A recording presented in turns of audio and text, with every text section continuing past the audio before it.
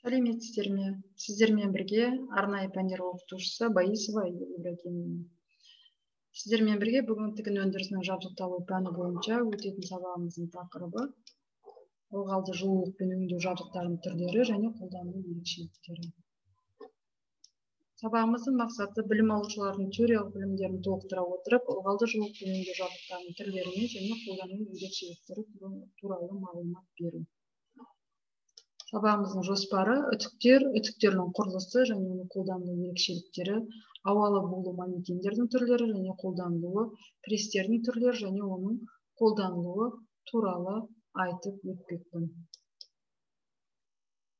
Өткен тақырыптарға шолу жасай отырып, сіздердің білімдеріңізді бекітеміз. Ең алғашқы қай ғасырда тігін машинасы пайда болды? Алғашқы тігін машинасының жобасын кім ұсынды? Тігін машиналары қалай жіктеледі? 827 М классы тігін машинасы қандай операцияны орындайды? Әмбебап тігін машиналары туралы айтып беріңіз. Ине қандай қызмет атқарады? Қайық тігін машинасының қай жерінде орналасқан? Арнайы тігін машиналары қанша операция орындайды? 97 А классы тігін машинасы қандай жұмысқа арналған? 525 класты тігін машинасы туралы айтып беріңіз деген осындай өткен тақырыптарға шолу жасап, осындай сұрақтарға жауап берулеріңізді өтінемін. Енді жаңа сабағымызды бастаймыз. Жаңа сабағымызды бастамас бұрын тігін жұмыстары кезінде ылғалды жылулық пен өңдеу жұмыстары не үшін қажет деген сұраққа жауап береміз. Не үшін қажет деген сұраққа жауап беретін болсақ, бірінші матаны тегістеу үшін, бұйымның тігістерін жатқызу үшін, бұйым бөлшектерін созу және отырғызу үшін, бұйымға желімдік материалдарды желімдеу үшін, бұйымға форма беру үшін, не осының барлығы ылғалды жылулық пен өңдеу жұмыстары осы үшін қажет екен. Киімді дайындау барысында ең маңыздысы киім бөлшектері мен киімге ылғалды жылулықпен өңдеу процесін жүргізу болып табылады. Тігін бұйымдарын ылғалды жылулықпен өңдеу дегеніміз, бұйымның бір бөлігін, бөлшектерін немесе тұтас бұйымды ылғалды жылулықпен қысым арқылы арнайы құралдың көмегімен өңдеу болып табылады. Үтік киім-кешектердің қыртыстарын тегістейтін, яғни үтіктейтін тұрмыстық техника. Бұл жерде сіздерге үтіктің түрлері берілген. Бірінші қарапайым үтік. Ол қарапайым үтік қазір еш жерде өндірілмейді, себебі ол тек қана құрғақ үтіктеуді ғана орындайтын болғандықтан, ол қазір сұраныста жоқ. Екінші бумен жасайтын үтік. Ол бумен жасайтын үтік қазіргі заманғы үтік. Бумен бейнелеу мүмкіндігі бар. Оның көмегімен киіміңізді үтіктеуге болады. Олар бұйымның бетіне тамаша сырға отырып, бүйірлерінде ойықтар бар. Бұл түймелердің арасында үтіктеуге үлкен мүмкіндік береді. Бұл үтіктері парагенератор деп айтамыз. Өндірістің бұл үтіктері оларды үлкен көлемдегі жұмыстарды атқаруға болады. Одан кейін қол үтіктері. Қол үтіктері бұл кішкене ғана үтіктер, бұл көбінесе саяхат үтіктер деп аталады. Бұл жерде қол үтіктерінің өте қарапайым функциялары бар. Келесі бұл жерде үтіктің құрылысы берілген. Бұл жерде стрелка арқылы көрсетіп тұрған судың батырмасы, үтіктің тұтқасы, мына жерде термостат тұтқасы, бұл жерде жаңа реттегіш, температура көрсеткіші, максималды су деңгейін көрсеткіші, қыздыру элементі, бұл жерде табаны көрсетілген, және су шашатын түймешігі, және корпусы, су құятын шүмегі және буды реттеп отыратын бұл реттегіші. Бұл жерде осылай үтіктің құрылысы берілген. Үтіктің табаны көбінесе алюминийден жасалады, тот байыспайтын болаттан жасалады және керамикадан жасалынады. Үтіктің табаны көбінесе матамен тікелей жанасатын темір элементі болғандықтан, бұл ең алдымен заттың қаншалықты жақсы, дәл және тиімді үтіктелетінін анықтайды. Үтіктің табанына бірқатар негізгі талаптар қойылады. Киімге жұмсақ әсер ету керек, қаралатын матаға қарсы минималды үйкелісі болу керек, ұзақ мерзімділік және зақымданудан қорғау керек, жылудың табанның бүкіл бетіне біркелкі таралуын қамтамасыз етуі керек. Енді келесі үтіктеу үстелдері. Бұл жабдық үтіктеу бетінің қыздыру түрінің вакуумдық сорғыштың болуымен ерекшеленетін кең таралған түрлерінің бірі. Конструкциясы бойынша үтіктеу үстелдері орталық тіреуішке негізгі үтіктеу жастықшасын орнатумен ерекшеленеді. Әртүрлі пішіндегі, өлшемдегі қосымша жең жастықшаларын үтіктеу үстелдерін пайдалануға мүмкіндік береді. Ол жерде иық тігістерін үтіктеуге, жеңдердің төменгі тігістерін үтіктеуге болады. Алдарыңызда үтіктеу үстелдері берілген. Үтіктеу бұл жалпы өнімнің эстетикалық көрінісін сақтауға мүмкіндік беретін, уақытты қажет ететін, бірақ пайдалы процедура.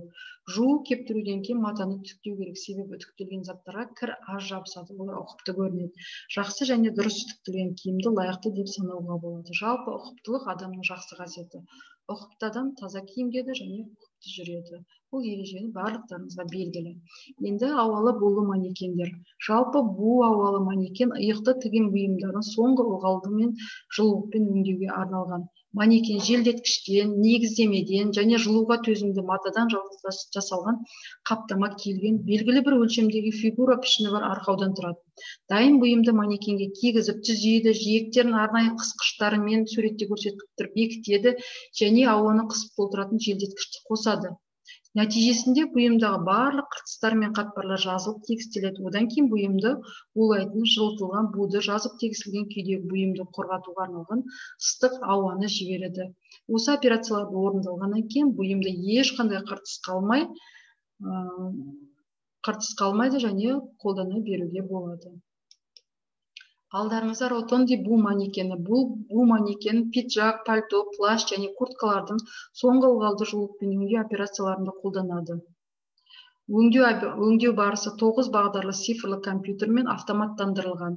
Манекен қапшығы бар гардеробтың қондырғымен, басқару компьютермен, қапшықтың көлемі реттегіш планкамен жабдықталған.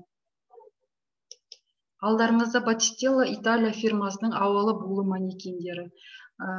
Бірінші ауалы булы манекенде сыртқы киімдерді үтіктейді және мұнда екінші шалбар бұйымдарын, бел бұйымдарын ауалы булы манекен, ауалы булы жуудан өткізеді.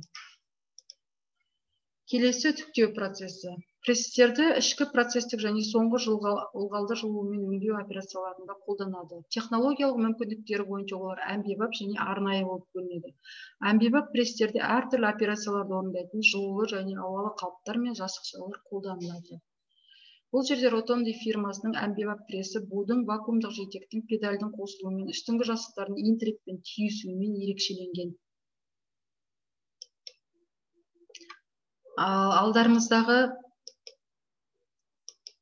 Алдарыңыздағы пресс бұйымның жағаларын және пиджактардың лацкандарын үтіктеуге арналған. Екінші иықты киімдердің және пиджактың иық бөлдеуін үтіктеуге арналған пресстер. Ал бұл пресстер желімдік материалдарға бұйымға желімдеуге арналған пресстер. Бұлар матаға желімдік материалдың бекітілуіне байланысты циклдік пресстерге және типтік пресстерге бөлінеді. Пресстер дизайнымен, өлшемдерінің, жетектің түрімен, пресс жасықтарының қыздыру элементтерімен және автоматтандыру дәрежесімен ерекшеленеді. Пресстер температура реттегішімен жабдықталған. Бұл цикл автоматты түрде орындалады, ал оператор тек прессті қосып, өнімді қояды және шығарады. Сабағымыздың жалпы реті осылай. Енді сіздерге үйде тапсырма. Бұл жерде тапсырма сәйкестікті орнату. Өткен сабағымызға байланысты біз осы бағандағы тұрған сөйлемдердің бәрін, сөздердің бәрін өткен осы сабағымызда қолдандық. Осыларды сіздер бір-бірімен байланыстыра отырып, үтіктің құрылысына байланысты дұрыс сәйкес жауаптарын белгілейтін боласыздар.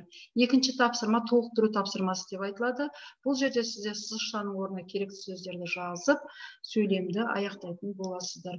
Үшінші тапсырма дұрыс және бұрыс әдісі. Бұл жерде сіздер техника қауіпсіздігі бойынша дұрыс бұрысын анықтайтын боласыздар.